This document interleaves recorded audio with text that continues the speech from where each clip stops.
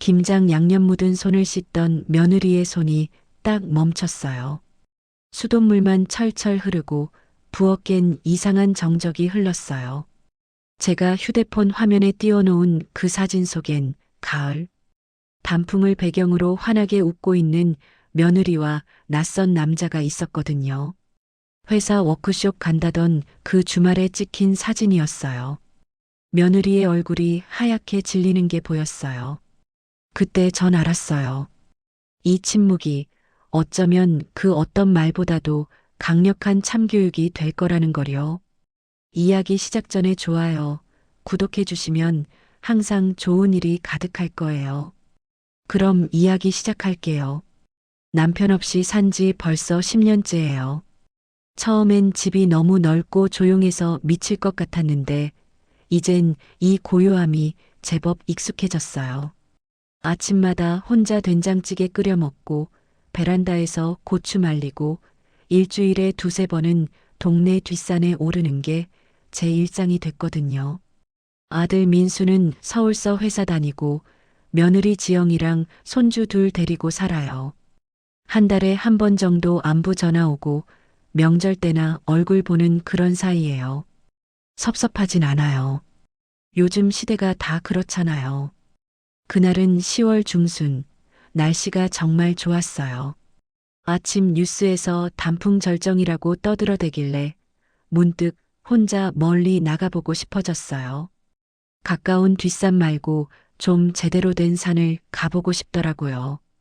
등산복 차림으로 버스 타고 1시간쯤 가니까 유명한 단풍 명소가 나왔어요. 주차장부터 사람들로 바글바글했어요. 젊은 연인들, 가족 단위 등산객들, 삼삼오오 모여 웃고 떠드는 소리가 가득했어요. 전 그 북적임이 싫지 않았어요. 오히려 살아있다는 느낌이 들었거든요. 등산로에 들어서니까 정말 장관이었어요. 빨갛고 노란 단풍잎들이 햇살에 반짝이면서 바람 불 때마다 우수수 떨어지는 게 마치 비 오듯 쏟아졌어요. 낙엽 밟는 바스락거리는 소리, 어디선가 들려오는 새소리, 땀 흘리며 걷는 사람들의 거친 숨소리까지 모든 게 생생했어요. 혼자라는 게 외롭게 느껴지지 않았어요. 오히려 이 순간, 이 공기, 이 풍경을 온전히 제 것으로 느낄 수 있어서 좋았어요. 1시간쯤 걸었을까요?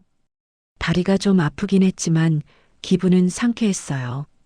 정상 가는 길목에 있는 전망대에 사람들이 잔뜩 모여 있었어요. 다들 사진 찍느라 정신없더라고요.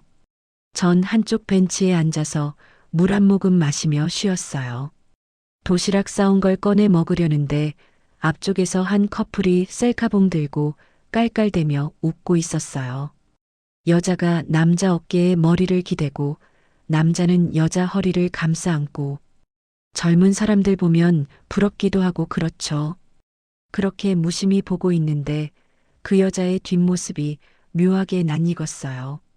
처음엔 그냥 착각인 줄 알았어요. 세상에 비슷하게 생긴 사람 얼마나 많아요. 근데 자꾸만 신경이 쓰이는 거예요. 그 여자가 입은 빨간색 패딩 점퍼, 검은색 레깅스, 머리를 묶은 스타일까지 어디선가 본 것 같은데 도무지 누군지 떠오르지 않았어요. 그런데 그 순간 남자가 여자의 귀밑머리를 쓸어 올리며 뭐라고 속삭이는 게 보였어요. 여자가 살짝 고개를 돌려 남자를 올려다보며 웃었어요. 그 웃는 얼굴이 햇빛에 환하게 드러났어요. 심장이 쿵 하고 내려앉았어요. 손에 들고 있던 김밥이 떨어질 뻔했어요. 그 여자는 제 며느리 지영이었어요. 틀림없었어요. 5년 넘게 명절 때마다 봐온 그 얼굴, 제 손주들 낳아준 그 며느리였어요. 근데 옆에 있는 남자는 제 아들이 아니었어요. 키도 다르고 체형도 달랐어요. 제 아들은 좀 마른 편인데 그 남자는 어깨가 넓고 덩치가 있었거든요. 머릿속이 하얘졌어요. 눈을 감았다 떴다 했는데도 그 광경은 그대로였어요. 지영이는 그 남자와 팔짱까지 끼고 있었어요. 남자가 뭐라고 하니까 고개를 끄덕이면서 마치 연인처럼 자연스럽게 붙어서 걷더라고요. 다른 등산객들 눈엔 그냥 다정한 부부로 보일 그런 모습이었어요. 전 그 자리에 얼어붙은 것처럼 앉아 있었어요. 일어서서 다가가 소리쳐야 하나 아니면 그냥 못 본 척해야 하나. 머릿속이 복잡했어요. 그때 지난주 아들한테 전화 왔던 게 생각났어요. 아들이 그랬거든요. 지영이가 회사 워크숍 간다고 했다고. 1박 2일로 강원도 쪽 간다고. 그때 전 그냥 그러냐고만 했어요. 며느리도 직장 생활하는데 워크숍 정도야 당연히 가야죠. 근데 이게 워크숍이라고요? 회사 동료들이랑 단체로 가는 게 워크숍이지. 남자 단둘이 손잡고 산에 오르는 게 무슨 워크숍이에요? 가슴이 뜨겁게 달아올랐어요. 화가 났어요. 배신감이 밀려왔어요. 제 아들한테 이럴 수가 있나 싶어서요. 아들이 얼마나 지영이한테 잘해주는데요. 주말이면 애들 돌봐주고 집안일도 같이 하고 지영이 친정 부모님 용돈도 챙겨드리고요. 손이 떨렸어요. 그래도 정신 차리고 휴대폰을 꺼냈어요. 사진을 찍어야겠다는 생각이 들었거든요. 떨리는 손으로 카메라를 켰어요. 줌을 최대한 당겨서 지영이와 그 남자가 함께 있는 장면을 몇 장 찍었어요. 두 사람이 나란히 서서 풍경 보는 모습, 남자가 지영이 어깨에 손 올린 모습, 함께 웃으며 뭔가 먹는 모습까지 증거를 남겨야 한다는 생각뿐이었어요. 사진을 찍고 나니까 온몸에 힘이 쭉 빠졌어요. 다리에 힘이 안 들어가서 한참을 그 벤치에 앉아 있었어요. 단풍은 여전히 아름다웠고 사람들은 여전히 웃고 떠들었지만 제 눈엔 아무것도 들어오지 않았어요. 그저 며느리와 그 남자가 사라지는 등산로만 멍하니 바라볼 뿐이었어요. 집에 돌아온 뒤로 며칠간 잠을 제대로 못 잤어요. 눈만 감으면 그 장면이 떠올랐거든요.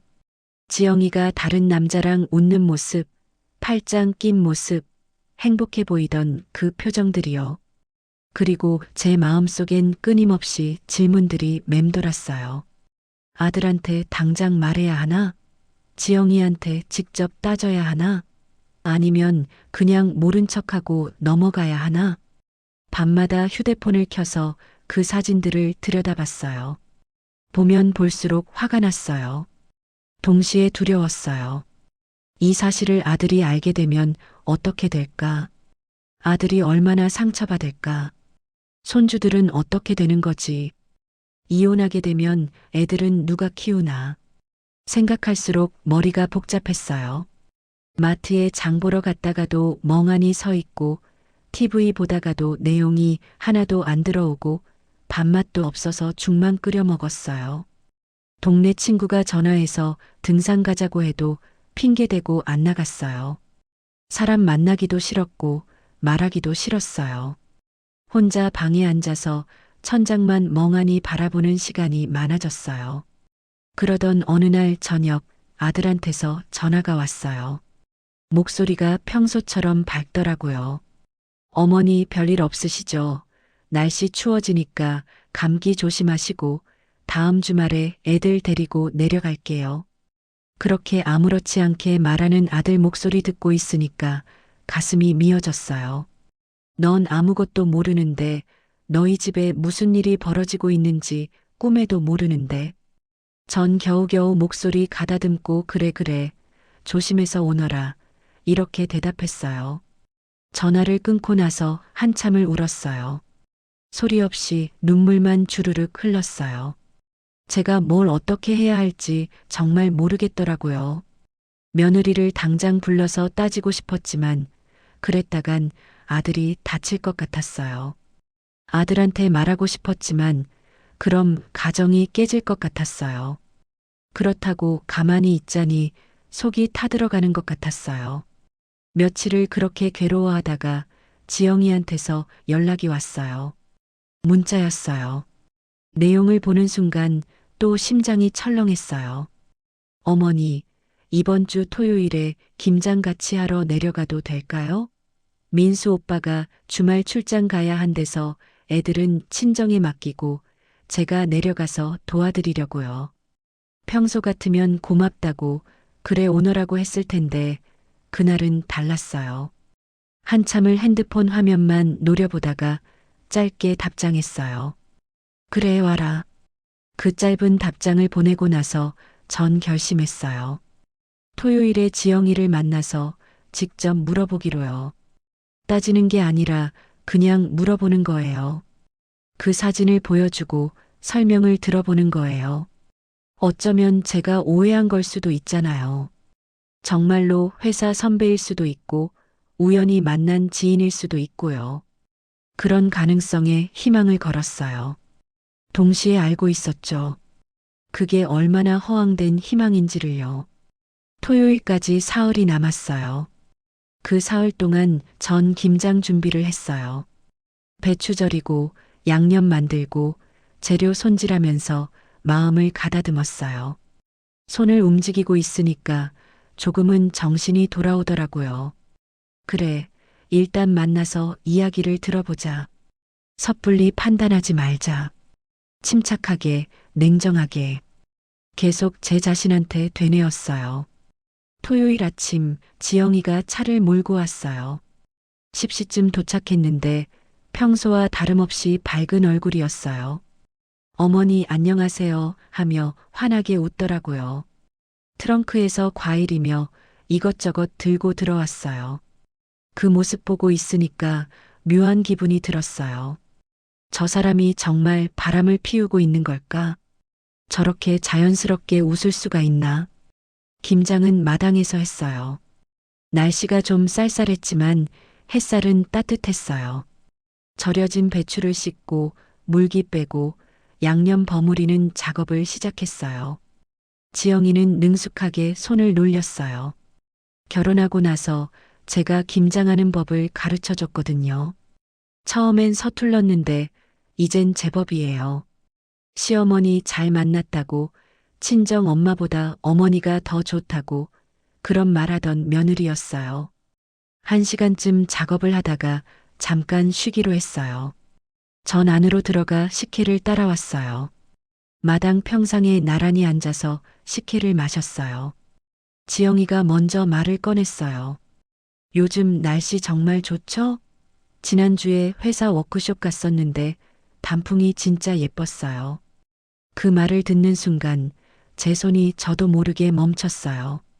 전 조용히 고개를 끄덕였어요. 그래, 단풍 정말 곱더라. 나도 지난주에 산에 갔었는데 정말 예뻤어. 지영이는 아무렇지 않게 대답했어요. 그쵸? 가을이 제일 좋은 것 같아요. 그 태연한 모습을 보니까 화가 치밀어 올랐어요. 하지만 참았어요. 표정 하나 안 바꾸고 물었어요. 그래, 어디 갔었는데? 강원도요. 산 이름은 기억 안 나는데 되게 유명한 데래요. 사람 엄청 많더라고요. 지영이는 여전히 편안하게 웃으며 말했어요. 전 주머니에서 휴대폰을 꺼냈어요.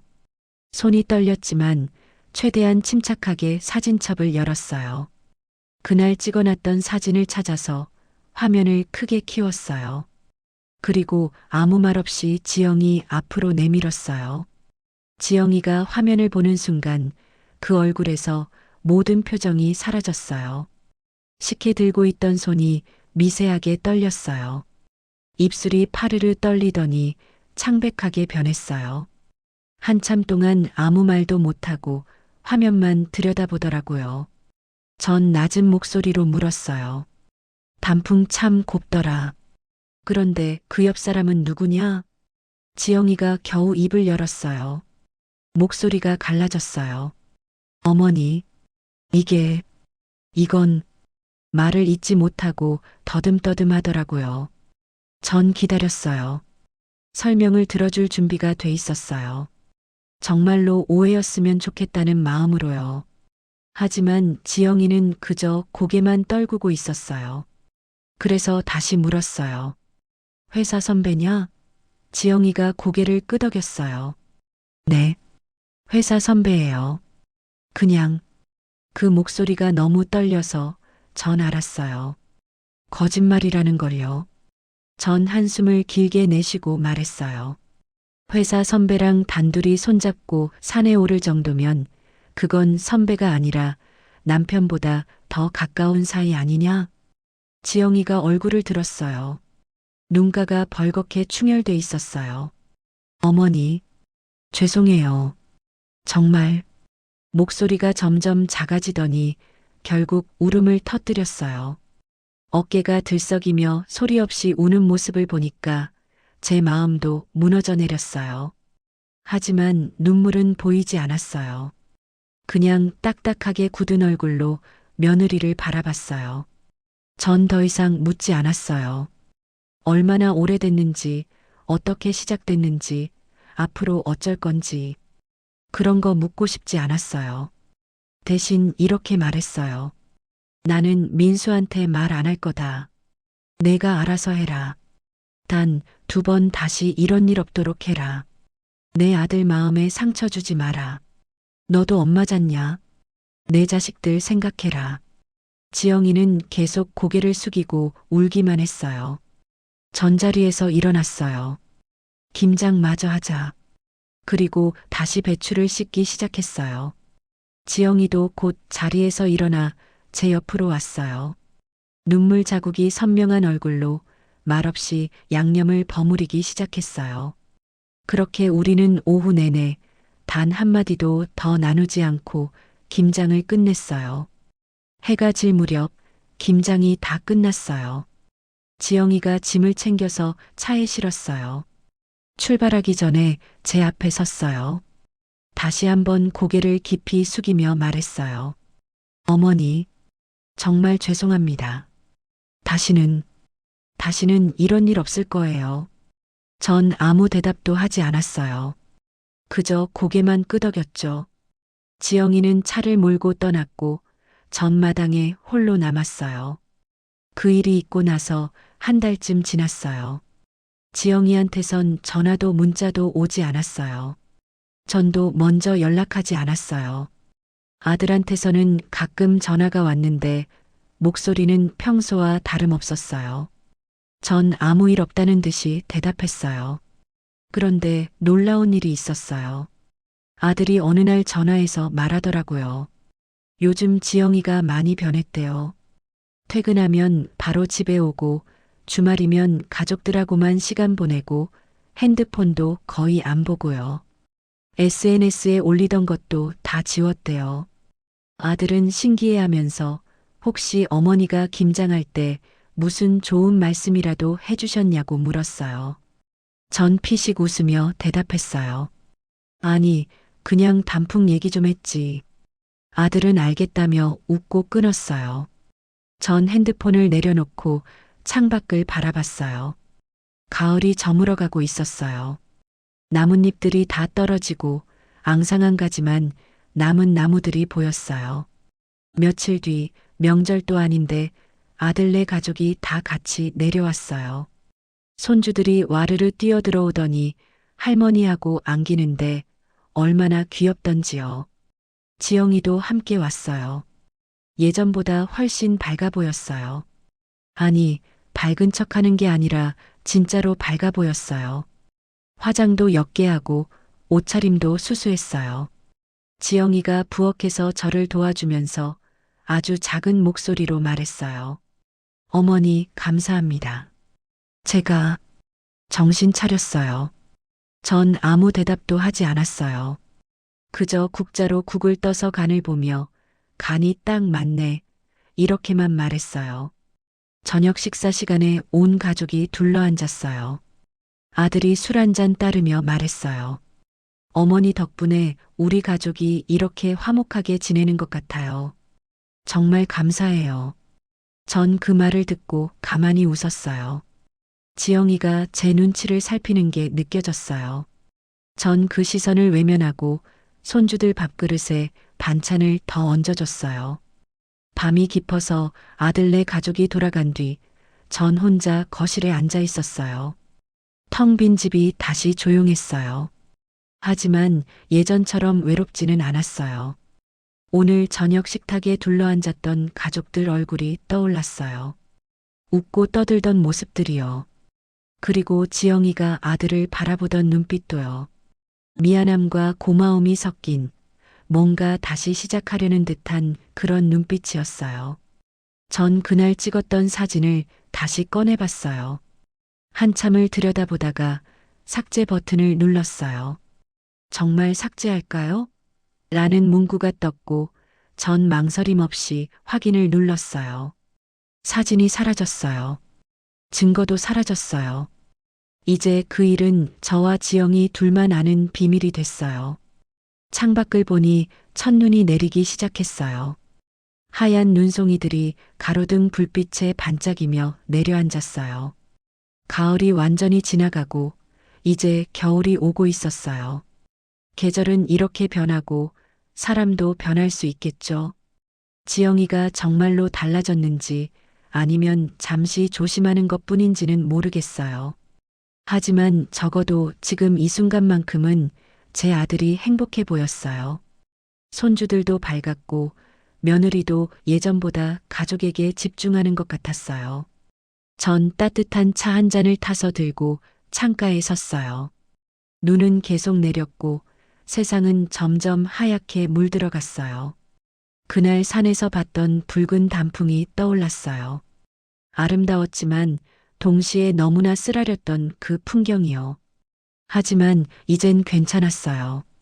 단풍도 지고 눈도 내리고 다시 봄이 오듯이 인생도 그렇게 흘러가는 거니까요.